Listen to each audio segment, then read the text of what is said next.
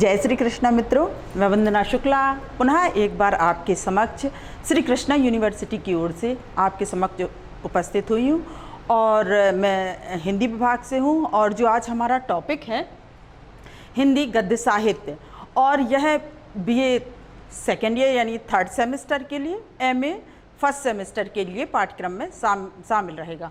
और जो ये टॉपिक रहेगा हिंदी उपन्यास के तत्व, उद्भव एवं उसका विकास और प्रकार, ये आज मैं आप सभी के समक्ष प्रस्तुत करूंगी। आइए आगे देखते हैं। उपन्यास शब्द का तात्पर्य है जो हमारे समक्ष रखा है, यानी उप यानी समीप, और न्यास का मतलब है मनुष्य के निकट, अर्थात ऐसी धरोहर, अमानत जो मनुष्य की है और उसके पास वो रखी है, एक अमानत के रूप में, एक धरोहर के रूप में, यानी थाती शब्द से इसका तात्पर्य लिया गया है। जैसा कि हम सब जानते हैं कि कहानी होती है थोड़ी सी संक्षिप्त होती है, लेकिन जहाँ उपन्यास शब्द आता है, उपन्यास का तात्पर्य होता है बहुत ही लंबा, या जिसमें संपूर्ण जीवन का पूरा, उनका जो पात्र होते हैं उनका चरित्र, कहानी पूरी होती है।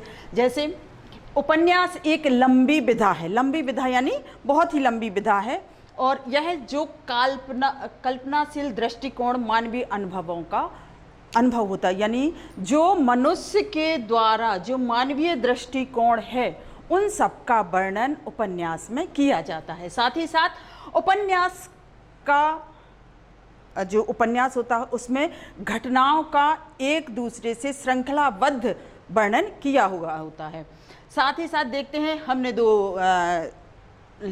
इनको लिया है श्याम सुंदर दास के अनुसार और प्रेमचंद्र जी के अनुसार उपन्यास की परिभाषा को लिया है, जिसमें श्याम सुंदर दास जी कहते हैं कि उपन्यास मनुष्य के वास्तविक जीवन की काल्पनिक कथा है, यानी जो मनुष्य करता है, जो कल्पनाशील होता है, सोचता है, उसकी वास्तविक कथाओं का वर्णन होता है उपन्यास में। साथ ही साथ प्रेमचंद्र जी के अनुसार, प्रेमचंद्र जी ने सीधे सीधे चरित्र का चित्रण बताया है। देखिए, मैं उपन्यास को मानव चरित्र, यानी कहते हैं कि मैं अपने दृष्टिकोण को यदि रखूं उपन्यास के उसमें, तो मानव का जो चरित्र होता है उसका चित्र मानता हूँ, मानव चरित्र पर प्रकाश डालना और उसके रहस्यों को खोलना ही उपन्यास का मूल तत्व होता है। उपन्यास की विशेषताएं। अब उपन्यास, जैसा कि आप सब जानते हैं कि उपन्यास एक, मैंने पहले भी बताया कि उपन्यास एक लंबी गद्य विधा है, विस्तृत रचना है, यानी ये बहुत ही लंबी विस्तृत रचना होती है उपन्यास। वैसे हिंदी गद्य की और भी कई विधाएं हैं, लेकिन उपन्यास इसमें सबसे विस्तृत विधा के अंतर्गत आती है। साथ ही साथ देखा जाए तो उपन्यास जीवन के विविध पक्षों का समावेश होता है, यानी जो पात्र होता है या उसके जो सहयोगी पात्र होते हैं या कहानी होती है, तो उसकी जो कहानी होती है, तो उस चरित्र होता है, जो नायक होता है या जो उसको आगे कहानी को उपन्यास को बढ़ा रहा होता है, तो वह उसके जीवन के विविध पक्षों, यानी कई पक्षों का समावेश होता है उपन्यास में। साथ ही साथ उपन्यास में वास्तविक एवं काल्पनिक, जो सच में होते हैं और जो कल्पनाशील, यानी जो हम सोचते हैं या सोच सकते हैं, उन दोनों का सम्मिश्रण होता है। जीवन की समग्रता का चित्रण इस प्रकार किया जाता है कि पाठक उसकी अंतर्वस्तु तथा जीवन की जो समग्र चित्रण होता है, और जो इस प्रकार पाठक उसकी अंतर्वस्तु तथा पात्रों की तादात्म्यता, अंतर्वस्तु तथा पात्रों की यानी लगातार एक दूसरे से जुड़ी हुई कथानक या एक दूसरे से जुड़ी हुई कहानी को प्रस्तुत किया जाता है। साथ ही साथ उपन्यास समाज में घटित घटनाओं का प्रत्यक्ष, ये पहले ही बता चुकी हूँ मैं कि जो भी होता है उपन्यास में समाज की प्रत्यक्ष रूप से या अप्रत्यक्ष रूप से जो घटनाएं होती हैं उनको प्रस्तुत किया जाता है। जब हम किसी भी कहानी को रेखा चित्र को या संस्मरण को, नाटक को, कुछ भी हम जब प्रस्तुत करते हैं तो उसके लिए कुछ न कुछ आवश्यक ऐसे तत्व होने चाहिए जिसका पूर्ण रूप से उसका सृजन किया जाए। जैसे उपन्यास है तो इसमें भी वही सब पूरे तत्व रहते हैं। जैसे कथा वस्तु, कहानी होगी तब तो उस पर पूरा सभी लोग अपना किरदार करेंगे और उसको आगे बढ़ाएंगे। दूसरे नंबर पे देश काल, वातावरण। तीसरे नंबर पात्र योजना या चरित्र चित्रण कह लीजिए। चौथे नंबर पे देख लीजिए संवाद योजना, कथोपकथन। फिफ्थ भाषा शैली और लास्ट में उद्देश्य। कथानक से तात्पर्य है कि कथा वस्तु, जब कोई स्टोरी होगी, कोई कहानी होगी, उस कहानी को लेकर उसको लिखा जाएगा और उसी के हिसाब से पात्रों को उस कहानी शुरुआत में सबसे पहले इसके 3 पार्ट देखे जाएंगे कथानक के। सबसे पहले उदय होगा, विकास होगा और अंत होगा। इसके अंतर्गत चलते चलते पूरी कहानी या उपन्यास का सृजन किया जाएगा। दूसरे नंबर पे देखते हैं देश काल या वातावरण। देश काल या वातावरण से तात्पर्य है कि ऐसा समय या ऐतिहासिक है, पौराणिक है, किस टाइप से हम किस कहानी को उन पात्रों के जरिए कर रहे हैं या क्या वो पात्र उस देश काल को पूर्ण रूपेण प्रदर्शित करते हैं। तीसरे नंबर पे पात्र योजना का यह चरित्र चित्रण है कि जो नायक होता है उसको उसके किरदार के अनुसार उसे काम दिया जाता है, या जो उसके अन्य एक नायक होता है और अन्य सहयोगी एक मैन होता है उसके उपन्यास के लिए, कहानी को फॉलो करने के लिए, आगे बढ़ाने के लिए, और साथ ही साथ सहयोगी होते हैं और उनको उनके काम के अनुसार, जिस मैन कलाकार को है तो उनको उसके अनुसार अपना कार्य करना होता है, और जो अन्य पात्र होते हैं वह उस कहानी को आगे बढ़ाते हैं, उस श्रृंखला को एक दूसरे से जोड़कर उस श्रृंखला को आगे पहुंचाते हैं। साथ ही साथ इसके बाद देखेंगे संवाद योजना या कथोपकथन। संवाद योजना या कथोपकथन कह लीजिए कि जो व्यक्ति मुख्य पात्र है जो उसे अपने संवादों पर पूरी तरह से नियंत्रण होना चाहिए। उसको अपने कार्य का या अपने डायलॉग का या उसे अपनी भाषा शैली का या जो वो बोल रहा है उस पर पूर्ण रूप में नियंत्रण होना चाहिए, पूर्ण ज्ञान होना चाहिए। और साथ ही साथ जो सहयोगी अन्य पात्र होते हैं, जो उस उपन्यास के कला पात्र होते हैं, उनको उस उपन्यास को आगे बढ़ाने के लिए भी उन्हें अपने कथानक का पूर्ण ज्ञान होना चाहिए, कथानक को बोलने का तरीका होना चाहिए, और साथ ही साथ अपने कार्य को करने में एक रुचि होना चाहिए जो कहानी को या उपन्यास को आगे बढ़ाता है।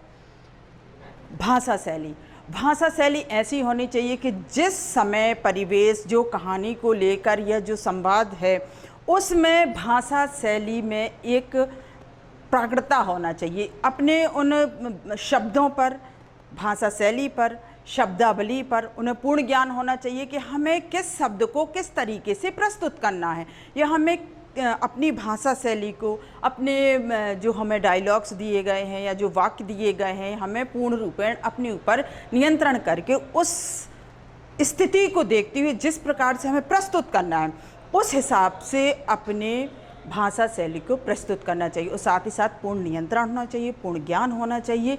इसमें किसी भी प्रकार का अशुद्धि या अन्य भाषा का प्रयोग नहीं होना चाहिए।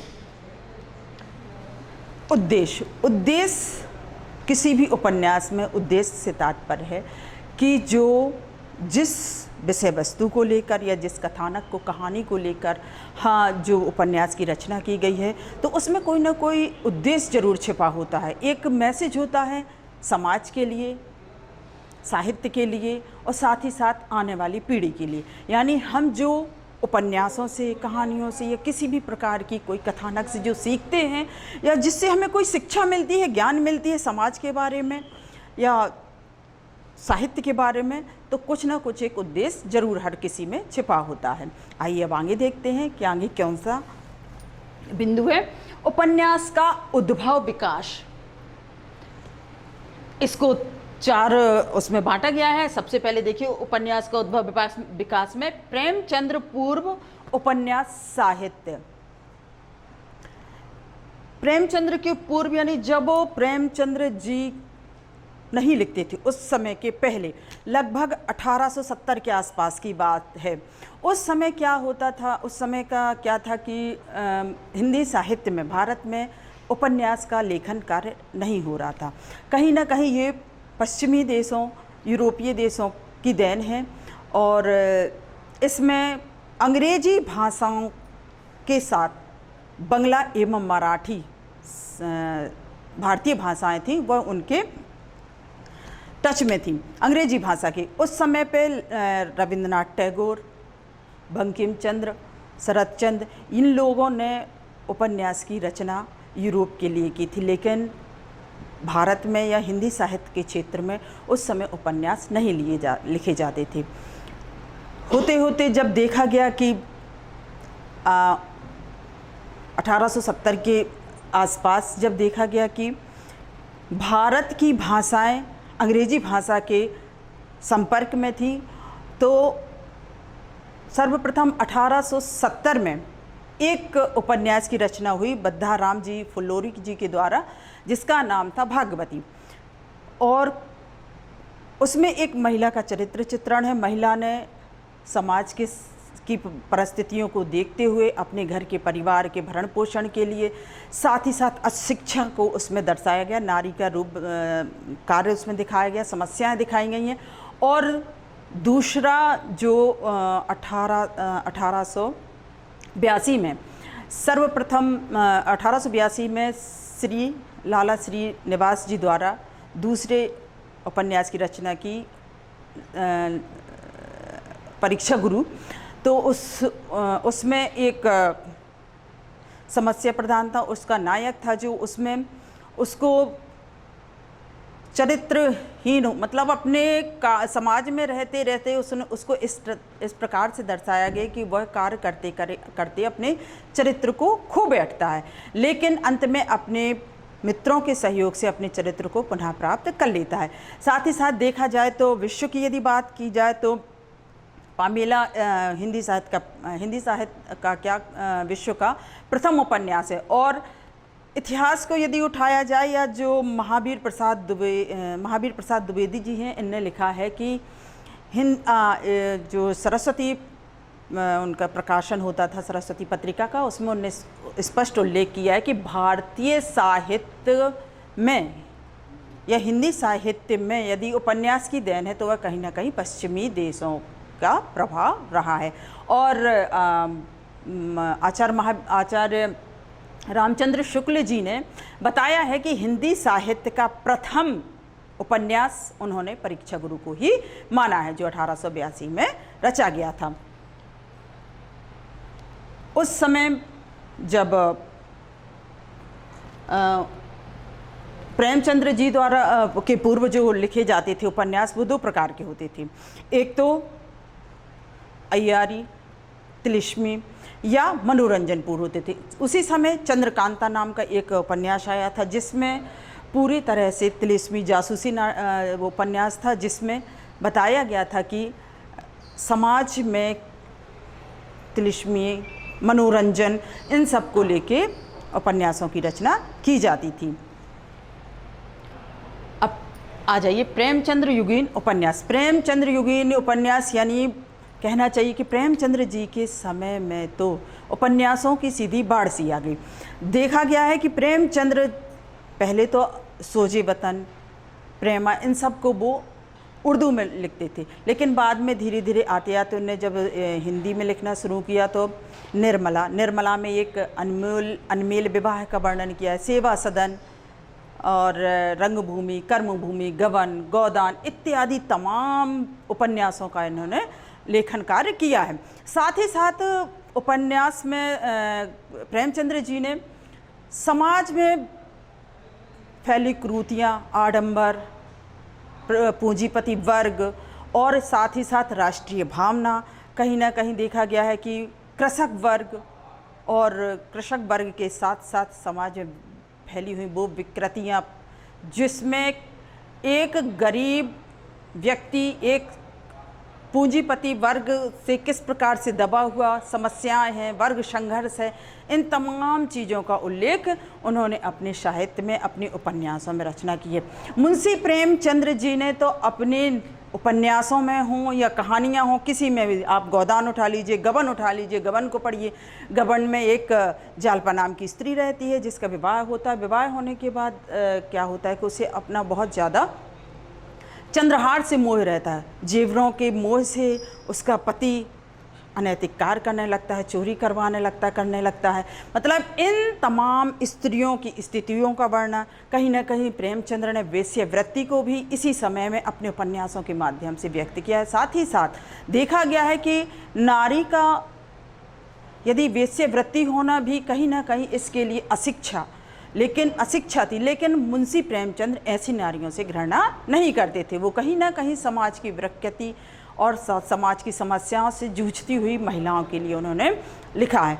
और प्रेमचंद्र युगीन, ये उपन्यास देखिए चाहे कहानियाँ देखिए, उपन्यास तो मैंने बता ही दिए, प्रेमचंद्र, सेवा सदन। और हाँ, इनका एक जो मंगलसूत्र करके है, ये इनका अधूरा उपन्यास था जो इनके बेटे ने पूर्ण किया था। ये अधिकांशतः मोस्टली एग्जाम में पूछा जाता है कि उपन्यास द्वारा कृत या लिखित अधूरा उपन्यास कौन सा है, उनका नाम लिखिए।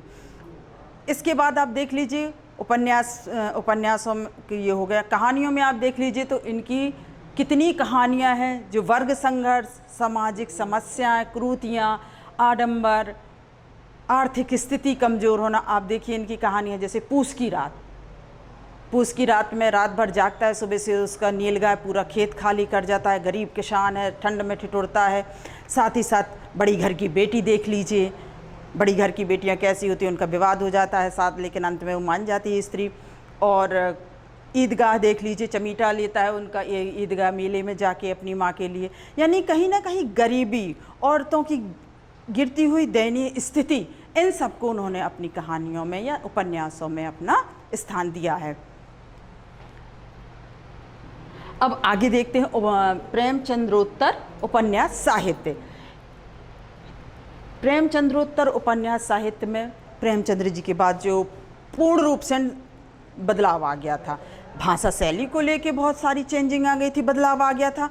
चाहे वो समाज, देश, वातावरण, किसी भी चीज़ को हो, आंचलिक उपन्यास लिखे जाने लगे थे, प्रगतिशील उपन्यासों का लेखन होने लगा था। साथ ही साथ आपका ये मनोवैज्ञानिक हो गया और आंचलिक उपन्यास, इन तमाम उपन्यासों का लेखनकार होने लगा था। इसमें वृंदावन लाल वर्मा, जैनेन्द्र कुमार, मोहन राकेश और आपके ये वृंदालाल वर्मा, प्रताप नारायण निवास, तमाम शिव पूजन सहाय, इन तमाम लोगों के नाम हैं जिन्होंने प्रेमचंद्र के युग के बाद अपने साहित्य का लेखन किया या उपन्यासों का लेखन कार्य किया।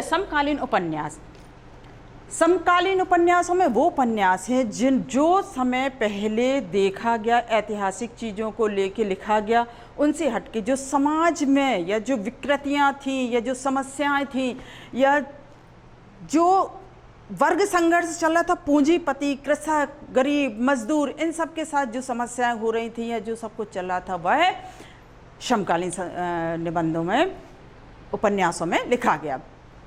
साथ ही साथ इनके बाद देखते हैं कौन सा है समकालीन उपन्यास के बाद, सामाजिक एवं सांस्कृतिक उपन्यास। सामाजिक में वही सब आ जाएगा कि आपका जो उस समय समाज में जो घट रहा था, जो समस्याएं आ रही थी, जो बेरोजगारी या आडंबर, पूंजीपति, कृषक, मजदूर, इन सब के साथ जो समस्याएं आ रही थी, उन सब का लेखन कार्य किया गया सामाजिक एवं सांस्कृतिक उपन्यास में। दूसरे में देखिए ऐतिहासिक उपन्यासों में जो इतिहास से लिया गया, जिनको देखा गया, मनन किया गया, चिंतन किया गया, उन तमाम उपन्यासों का लेखन कार्य किया गया। मनोवैज्ञानिक उपन्यास, मनोवैज्ञानिक कुंठा, समस्याएं, चिंता, एक दिमाग में टेंशन, बर्डन कि किस चीज़ एक आम इंसान क्या सोचता है, क्या समस्याएं हैं उसके जीवन में, और साथ ही साथ जब समझता है इंसान तो इन सब को लिखने का कार्य जैनेंद्र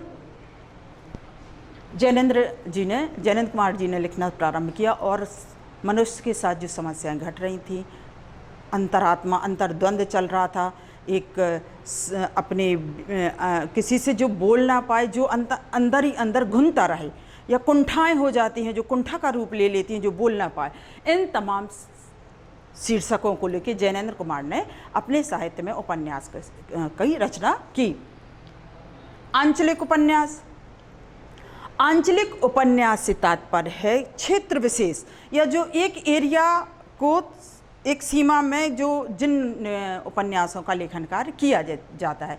इसमें सर्वप्रथम देखा जाए तो बिहार के मीरगंज ग्राम की एक कहानी को लिया है, फणीश्वर नाथ रेणु ने इनके आंचलिक उपन्यास में लिखा है। आंचलिक उपन्यास में फणीश्वर नाथ रेणु ने मीरगंज के एक क्षेत्र की कहानी उपन्यास में लिखा है, और बताया है कि उस समय जो समस्याएं पूंजीपति वर्गों के साथ होती थी, एक समस्या होती थी, उन सब का वर्णन फणीश्वर नाथ रेणु ने अपने उपन्यास आंचलिक उपन्यास में स्थान दिया है। समकालीन उपन्यास वही है जो समकालीन, जो समय विशेष में चलते हैं, उसी समय के आसपास की जो कहानियाँ होती, चाहे राष्ट्रभाव हो, चाहे आर्थिक हो, चाहे राजनैतिक हो, इन तमाम विषयों पर, इन तमाम शीर्षकों पर समकालीन उपन्यासों की रचना की गई है। मैं उम्मीद करती हूँ कि जो आज मैंने लेक्चर दिया है या जो अपना व्याख्यान दिया है, इससे आपको कहीं ना कहीं कुछ ना कुछ नॉलेज मिला होगा।